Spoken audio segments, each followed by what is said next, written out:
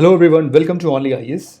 आज से हम एक नई सीरीज स्टार्ट कर रहे हैं जिसमें हम लोग डिस्कस करेंगे इंपॉर्टेंट प्लेसेस जो कि हाल फिलहाल के न्यूज़ में रहे हों।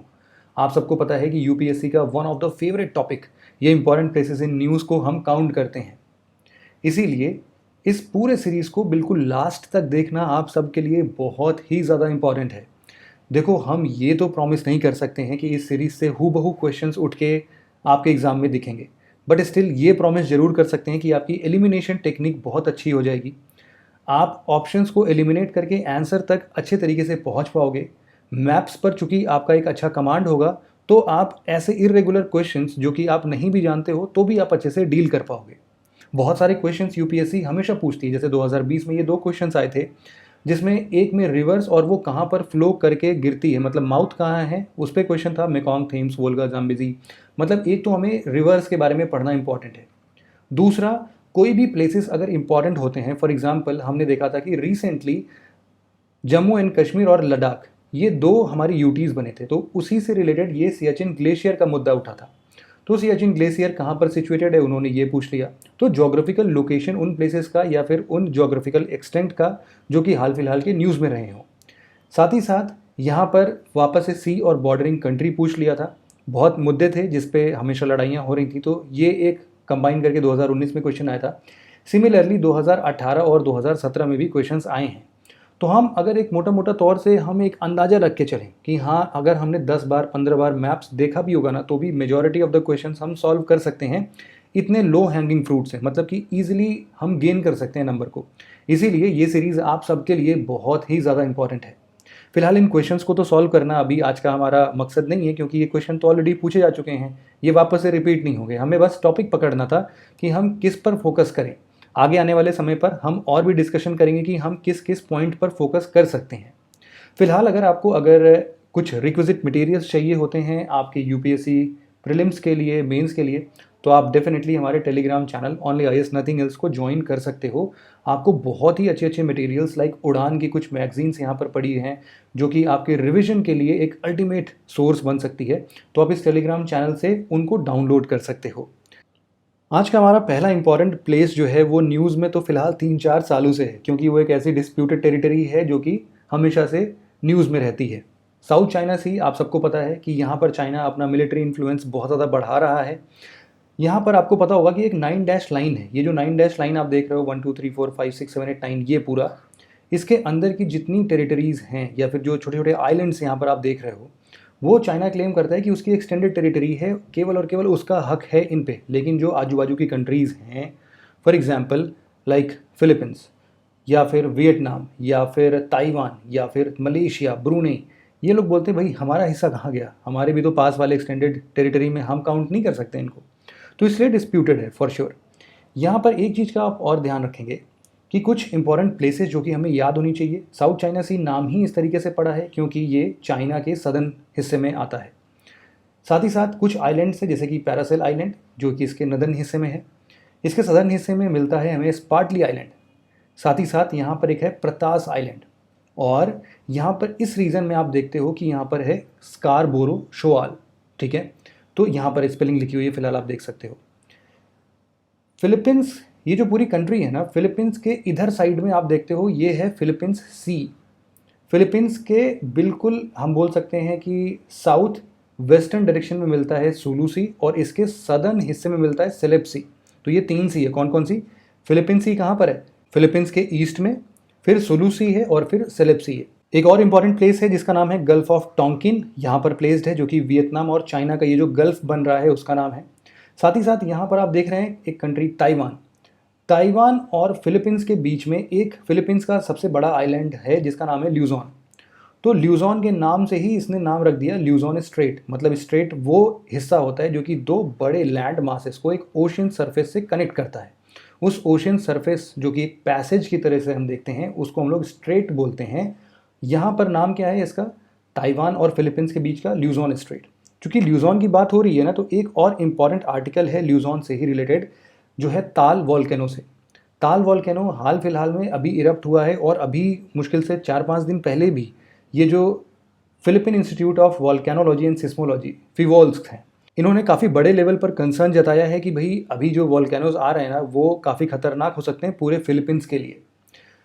तो ये जो ताल है, ताल वॉल्केनो, और यहाँ पर आप पिक्चर देख सकते हैं ताल लेक का। ये भी याद रखना कि हमारे यहाँ पर नैनीताल है और ये ताल को हम लेक बोलते हैं, लेकिन यहाँ पर ताल ही लेक है, मतलब नाम ही लेक का क्या है, ताल। ठीक है, तो आप थोड़ी सी ऐसे ही बस इसको चीज़ को याद कर लो। थोड़ा सा हम और ईस्टर्न वर्ड जाते हैं, जैसे कि हमने क्या देखा, अभी हमने पढ़ा साउथ चाइना सी को, फिर हमने पढ़ा फिलीपींस को। अब हम थोड़ा सा और ईस्टर्न वर्ड आते हैं और हम पढ़ते हैं पलाऊ के बारे में। पलाऊ देखो अभी क्या होता है, हम सब ने बहुत सारे जगहों पर सनस्क्रीन लोशन का नाम सुना होगा। तो ये जो सनस्क्रीन के अंदर केमिकल्स यूज़ होते हैं ना, ये हमारे रीफ के लिए, जो कोरल रीफ्स होते हैं उनके लिए काफ़ी टॉक्सिक होते हैं और कोरल डेथ्स के लिए रिस्पॉन्सिबल होते हैं। तो इसीलिए ये पलाऊ एक ऐसी पहली कंट्री बन गई है जिन्होंने रीफ टॉक्सिक सनस्क्रीन को बैन कर दिया है। फिलहाल ये कॉन्टेक्स्ट हो सकता है हमारे लिए इंपॉर्टेंट ना हो, लेकिन यहाँ पर एक बात जो ध्यान देने की ये है कि पलाऊ के अंदर ही रॉक आइलैंड है एक, जिसको कि यूनेस्को का वर्ल्ड हेरिटेज साइट डिक्लेयर किया गया है। तो इसीलिए ये लोकेशन याद होनी चाहिए कहाँ पर है। हमने पहले भी देखा कि ये जो साउथ चाइना सी है उसके जस्ट ईस्टर्न वर्ड फिलीपींस है, और फिलीपीन सी के अंदर ही पलाऊ मिलेगा आपको। ठीक है, यहाँ पर थोड़े थोड़े सी आप और देखते चलो। यहाँ पर हमने देखा था क्या है, ये है गल्फ ऑफ टोंकिन, और नीचे हमने सुलू सी, सेलेब सी, ये सारी चीज़ें देखी थी। और उसके भी नीचे अगर हम इंडोनेशिया की बात करते हैं तो यहाँ पर आता है एक बंडा सी, और यहाँ पर आता है एक अराफुरा सी। अब चूंकि हम धीरे धीरे सदर्न डायरेक्शन में बढ़ रहे थे तो क्यों ना ऑस्ट्रेलिया के कुछ इंपॉर्टेंट प्लेसेस देखे जाएं। यहाँ पर एक जो प्लेस न्यूज़ में रहा था वो है याराबाबा क्रेटर। याराबाबा क्रेटर जो है ना, वो ऐसा अनुमान लगाया जा रहा है कि ये 2.22 बिलियन ईयर्स पुराना है। क्रेटर क्या होते हैं, बहुत बड़ा कोई भी एस्ट्रॉइड अगर हमारे धरती तक आ जाता है तो उसको हम लोग क्रेटर बुलाते हैं। जो वो ऐसा गड्ढा कर देता है ना ज़मीन पे, उसको क्रेटर बुलाते हैं। इसके अंदर पानी भर जाए तो इसको क्रेटर लेक बुलाते हैं। आपको कमेंट सेक्शन में बताना है कि इंडिया में ऐसा कौन सा बहुत बड़ा और फेमस क्रेटर लेक है हमारे पास। फिलहाल ये जो याराबाबा क्रेटर है, ये बोला जा रहा है कि वन ऑफ द, या फिर हम यूँ बोलते हैं कि सबसे पुराना क्रेटर अर्थ के ऊपर जो पाया जा रहा है वो वेस्टर्न ऑस्ट्रेलिया के हिस्से में यहाँ पर आता है। ऑस्ट्रेलिया को मेजरली ऐसे 6 प्रोविंसेस में डिवाइड किया गया है। एक तो नॉर्दर्न टेरिटरी है, एक वेस्टर्न टेरिटरी है, एक सदर्न टेरिटरी है। ईस्ट को 2 पार्ट में डिवाइड किया गया है, क्वींसलैंड और न्यू साउथ वेल्स में। ठीक है, यहाँ पर आपको याराबाबा क्रेटर ये पता होना चाहिए कौन से हिस्से में आता है, वेस्टर्न ऑस्ट्रेलिया हिस्से में आता है, और ये क्रेटर है। इसी के साथ हम थोड़ा सा और नीचे बढ़ते हैं और नेक्स्ट आर्टिकल की तरफ पहुँचते हैं जो कि कैंगरू आइलैंड से रिलेटेड है। देखो कैंगरू आइलैंड जो है वो यहाँ पर है, ये रहा कैंगरू आइलैंड। छोटा सा आइलैंड, हमें पता है कि अभी यहाँ पर मासिव फायर की स्थिति देखी गई थी जिससे बहुत सारा कोआला पॉपुलेशन जो है, ऐसा बोला जा रहा है कि 1/3 ऑफ द कोआला पॉपुलेशन जल गए। तो बहुत बुरी स्थिति थी, बहुत सारे वीडियोस भी वायरल हुए थे। तो आप सबने देखा होगा, आपको पता होना चाहिए कैंगरू आइलैंड कहाँ पर है। अब यहाँ पर कुछ एक चीज़ है जो कि मैं आपको आइडेंटिफाई करना चाहता हूँ इस ऑस्ट्रेलिया के मैप से। देखो 2-3 चीज़ें होती हैं। सबसे पहले तो हम कुछ इंपॉर्टेंट सीज़ को देख लेते हैं। यहाँ पर आपको पता होना चाहिए कि यहाँ पर तस्मान सी है। तस्मान सी कहाँ पर है, तस्मानिया एक बड़ा आइलैंड है यहाँ पर ऑस्ट्रेलिया के जस्ट नीचे। आप देख सकते हैं यहाँ पर है तस्मान सी, और ऑस्ट्रेलिया और तस्मानिया को जो स्ट्रेट डिवाइड करता है उसका नाम है बास स्ट्रेट। साथ ही साथ अब यहाँ पर एक इम्पॉर्टेंट चीज़ है, 3 चीज़ें होती हैं एक्चुअल में, आपको पता होना चाहिए। एक होता है बे, जैसे बे ऑफ बंगाल, एक होता है गल्फ, जैसे गल्फ ऑफ खम्बाट जो हमारे यहाँ पर है, और इसके अलावा एक होता है बाइट, BIGST, काटने वाला बाइट नहीं है। ठीक है, तो ये तीनों यहाँ पर ऑस्ट्रेलिया में मिल जाते हैं। इन तीनों के डिफरेंसेस बहुत क्लियर तरीके से आप देख सकते हो। देखो ये है गल्फ ऑफ कारपेंटेरिया। ठीक है, गल्फ हमेशा छोटे मुंह खोलने वाले से संबंधित है। ठीक है, छोटा मुंह खोलता है तो गल्फ है, उससे बड़ा मुंह खुला तो ये बे बन जाता है, शार्क बे। यहाँ पर आपको मिल रहा है वेस्टर्न ऑस्ट्रेलिया के इधर वाले हिस्से में। फिर उसके नीचे आप आते हैं जहाँ पर 3 साइड से बाउंडिंग तो होती है लेकिन ये काफ़ी नैरो होता है। मतलब कि आप अगर इस कटोरे को देखोगे तो एक बहुत गहरा कटोरा अगर बनता है तो ये हो जाएगा गल्फ। अगर कुछ ऐसा कटोरा बन रहा है जो कि गल्फ जितना तो नैरो नहीं है, थोड़ा ऐसे है, तो वो बन जाएगा बे। और इससे भी छिछला, मतलब ऐसे अगर बनता है तो ये बन जाता है बाइट। इसीलिए ऑस्ट्रेलिया के सदर्न हिस्से पर मिलता है ग्रेट ऑस्ट्रेलियन बाइट। ठीक है, अब यहाँ पर आप फिर से देख सकते हो छोटा सा यहाँ पर मुंह खुला है तो इसको हम लोग स्पेंसर गल्फ बोल रहे हैं, ये गल्फ है। ठीक है, यहाँ पर हमें पता है ग्रेट बैरियर रीफ हमारे क्वींसलैंड के ईस्टर्न हिस्से पे या फिर नॉर्थ ईस्टर्न हिस्से पे हमें देखने को मिलता है। यहाँ पर एक और इम्पॉर्टेंट और इंटरेस्टिंग फैक्ट आप देख सकते हो कि इंडोनेशिया का जो सदर्न हिस्सा है ना, इसको बोलते हैं हम लोग तिमोर, और ईस्ट तिमोर पर एक शहर है जिसका नाम है दिल्ली। ठीक है, दिल्ली नहीं, दिल्ली। और ये जो तिमोर है इसके जस्ट नीचे आता है तिमोर सी। ठीक है, हमने आराफुरा सी ऑलरेडी पढ़ लिया है और आराफुरा सी के नीचे ही आता है तिमोर सी। यहाँ पर एक चीज़ और पता होना चाहिए कि जो इंडोनेशिया के बगल में ये पपुआ न्यू गिनिया है, इसका और ऑस्ट्रेलिया के बगल बीच में एक स्ट्रेट आता है जिसको हम लोग बोलते हैं टोरस स्ट्रेट। क्या नाम है? Torres strait. बढ़ते हैं हम अपने अगले रीजन की ओर। ये रीजन डिस्प्यूटेड टेरिटरी है इंडिया और नेपाल का, जिसका नाम है काला पानी हिस्सा। ऐसा बोला जा रहा है कि इंडिया ने जो अभी अपना नया मैप बनाया है उसमें काला पानी का हिस्सा जो है वो भी अपने अंदर ले लिया, लेकिन नेपाल बोल रहा है कि नहीं नहीं भैया, ये तो हमारा हिस्सा है। तो ये रीज़न आता है यहाँ नॉर्थ ईस्टर्न रीजन पर, मतलब कि जहाँ पर नेपाल का नॉर्थ ईस्ट बाउंड्री बनता है। मतलब ये जो उत्तराखंड वाला रीजन है और नेपाल का जो बॉर्डर है, वहाँ पर 3 ऐसे डिस्प्यूटेड टेरिटरी हैं जिसका नाम है लिम्पियाधुरा, एक है काला पानी और एक है लिपुलेख पास। ठीक है, तो ये तीनों रीजन आपको पता होना चाहिए कि ये कहाँ पर आते हैं। इंडिया नेपाल बॉर्डर के ऊपर नॉर्थ ईस्टर्न हिस्से पर आते हैं। अगला इंपॉर्टेंट प्लेस हमारा नैफ रिवर से रिलेटेड है। देखो, नैफ रिवर जो है ना, वो हमारे म्यांमार और बांग्लादेश के इंटरनेशनल बाउंड्री पर लाई करता है। यहाँ पर आप देख सकते हो ये है नैफ रिवर। अगर और भी कोई एग्जैक्टली पूछता है तो आपको पता होना चाहिए कि देखो, बांग्लादेश का ये वाला जो हिस्सा है ना, इसका नाम है चिटागोंग डिवीजन। आपको पता है कि चिटागोंग आर्मरी रेड बहुत फेमस है, आपने हिस्ट्री में पढ़ा होगा। तो वो ये वाला हिस्सा है, चिटागोंग हिस्सा। और म्यांमार का रखाइन स्टेट है जो कि बहुत फेमस है। तो इन दोनों स्टेट्स के बीच में ये नैफ रिवर है। नैफ रिवर इंटरनेशनल बॉर्डर बनाता है, तो ये इतना पता होगा आपको। ओके, हमारा अगला आर्टिकल मेडागास्कर से रिलेटेड है। यहाँ से हमें 3-4 फैक्ट्स कलेक्ट करने हैं। देखो, सबसे पहला ये कि ऑपरेशन वनीला चलाया गया था इंडियन नेवी के द्वारा। ये ऑपरेशन वनीला एक्चुअल में यहाँ पर ना मेडागास्कर वाले रीजन में एक डिजास्टरस साइक्लोन आया था जिसका नाम है डियान। ये साइक्लोन इस रीजन में अफेक्टेड काफ़ी लोगों को परेशान कर रहा था, तो इंडियन नेवी ने वनीला ऑपरेशन के साथ HADR किया। HADR मतलब human assistance and disaster relief operation था। ये काफ़ी लोगों को बचाया। मेडागास्कर जो है वो आपको पता होना चाहिए कि सेकंड लार्जेस्ट आइलैंड कंट्री है। तो पहला लार्जेस्ट आइलैंड कंट्री कौन सा है? वो है ग्रीनलैंड, आपको पता होगा। आपको यहाँ के आसपास के आइलैंड्स के बारे में पता होना चाहिए। फॉर एग्जांपल जैसे ये है रीयूनियन आइलैंड जो कि फ्रेंच एक्सटेंडेड टेरिटरी है। मॉरिशियस अपने आप में कंट्री है। इसके अलावा आप यहाँ पर फ्रेंच का एक और टेरिटरी, एक्सटेंडेड टेरिटरी देख सकते हैं, कोमोरोस के नाम से। इसके अलावा यहाँ पर मेयोट देख सकते हैं, ये भी आपको पता होना चाहिए कि ये फ्रेंच की एक्सटेंडेड टेरिटरी है। मतलब फ्रेंच जो फ्रांस है इसके बहुत सारे एक्सटेंडेड टेरिटरी हैं।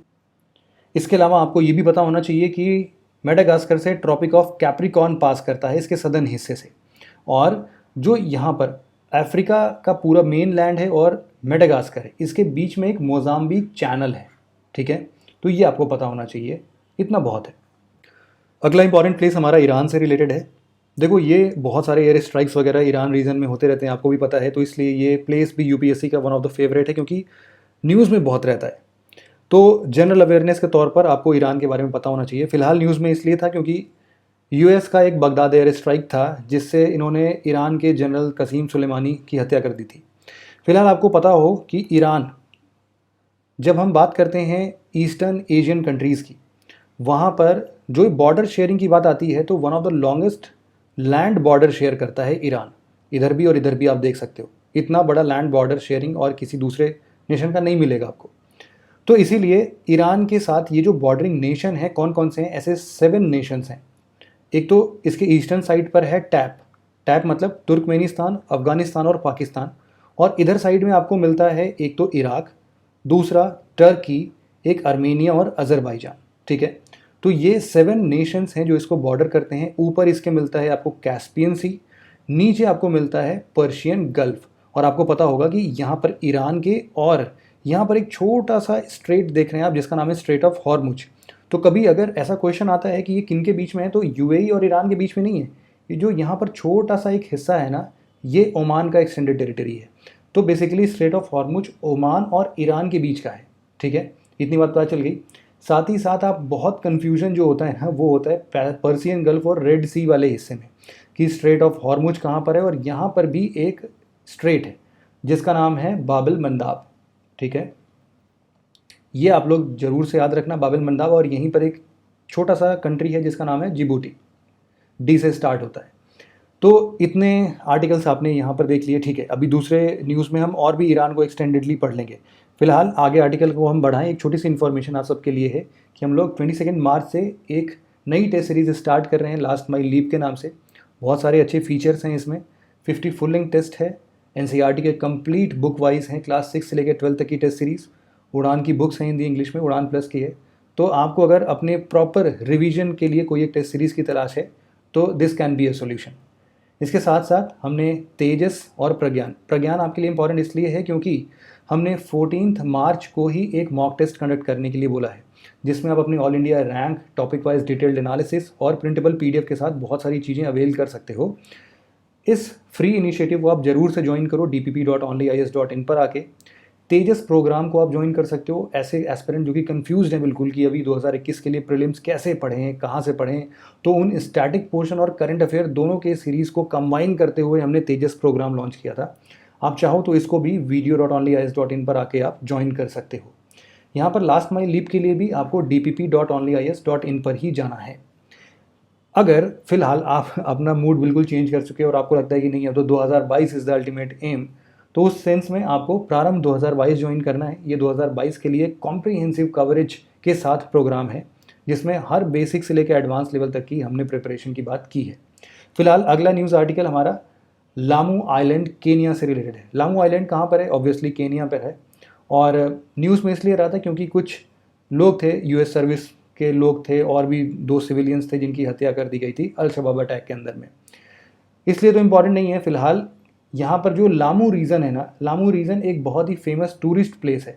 यहाँ का जो बीच है, ये शेला बीच, ये यूनेस्को का वर्ल्ड हेरिटेज साइट है। और चौंका देने वाली बात यह है कि यहाँ पर बहुत फ्रीक्वेंट ऐसे रोड साइड बॉम्ब अटैक्स होते रहते हैं जो कि किसी न किसी टेररिस्ट के द्वारा किए जा रहे हैं। यहाँ पर एक बार केनिया की तरफ ध्यान से देखते हैं। देखो, केनिया एक ऐसा कंट्री है जो कि लेक विक्टोरिया से सटा हुआ है। लेक विक्टोरिया को ऐसे 2 और देश हैं जो कि इनसर्कल करते हैं। इसको आप लोग टुक से याद कर सकते हो या फिर कुट, जो भी आपको समझ में आए। यहाँ पर केनिया, युगांडा और तंजानिया, ये 3 कंट्रीज़ हैं जिनके बीचों बीच लेक विक्टोरिया सराउंडेड है। यहाँ पर आप देख सकते हो, ये रहा लेक विक्टोरिया और ऊपर उगांडा, तंजानिया और केनिया है। फिर इसके बाद आपको कुछ और चीज़ें याद रखनी है, जैसे कि लेक तुर्काना जो है वो यहाँ पर है। आपको एक बात कमेंट सेक्शन में ये बताना है कि लेक तुर्काना और विक्टोरिया, ये दोनों में से कौन सा ग्रेट अफ्रीकन रिफ्ट के पार्ट है। ग्रेट अफ्रीकन रिफ्ट आप लोगों ने पढ़ा होगा अपने ज्योग्राफी में, ठीक है। तो आपको ये बताना है। लामू आइलैंड जो हम बात कर रहे हैं ना, वो यहाँ पर है, छोटा सा। लामू आर्चिपेलेगो भी है। आर्चिपेलेगो क्या होता है? ग्रुप ऑफ आइलैंड को हम लोग आर्चिपेलेगो बोलते हैं, ठीक है। अगला इंपॉर्टेंट प्लेस हमारा गैम्बिया है। ये न्यूज़ में इसलिए रहा था क्योंकि इन्होंने म्यांमार के अगेंस्ट में आईसीजे मूव कर दिया, मतलब इंटरनेशनल कोर्ट ऑफ जस्टिस को मूव किया था। मुद्दा क्या था? मुद्दा यही था कि इन्होंने एक कन्वेंशन साइन किया था जिसको हम लोग फेमसली जिनोसाइड कन्वेंशन के नाम से जानते हैं। जिनोसाइड को एज ए क्राइम और इसको प्रिवेंट करने के लिए, इसके पनिशमेंट को डिफाइन करते हुए, ये दोनों कंट्रीज़ ने, मतलब गैम्बिया और म्यांमार ने एक कन्वेंशन साइन किया था।